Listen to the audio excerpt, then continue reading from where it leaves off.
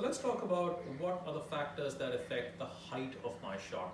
And we're going to talk about three main things. The three things, the first one is the dynamic loft. Now, to understand dynamic loft, let's first understand what static loft is. Static loft is the loft on the club as given to be by the manufacturer of this club. Now this is my gap wedge, this is a 50-degree club. That means that that angle there is 50 degrees with respect to the horizontal to the ground. Now that's the static loft, and that's the loft as I set up to the golf ball.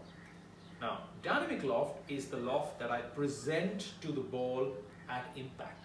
Now in every good strike, because the hands are leading, the body weight is on the left side, the dynamic loft is lesser than the static loft. So assuming that my impact positions like that, my dynamic loft there is, let's assume, to be 36 degrees, which means that I've got 14 degrees less than my static loft.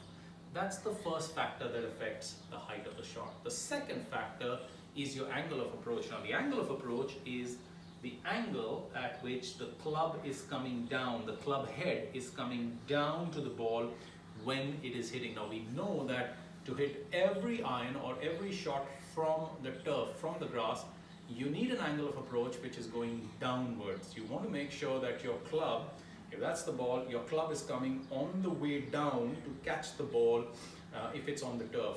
You don't want to hit the turf behind and then hit it on the way up, because you're not going to get good contact with the golf ball. So an angle of approach has to be on the way down, or a negative angle of approach for every shot out of the turf, off the turf.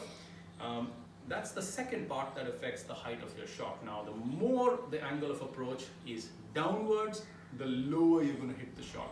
The only exception to this would be if you're a really high speed player, and if you hit a shot really downwards, the ball goes low and then rises up. But that's exceptional in terms of a very high speed player or a tour professional. That can happen. But for most of you, if you hit it more on the way down, the ball's going to stay low. The apex of the ball's going to stay lower.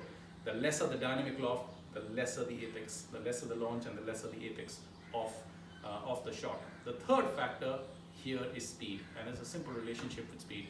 The faster you swing it, all other items remaining the same, the higher the apex of the shot is going to be. So dynamic loft, angle of approach, and speed.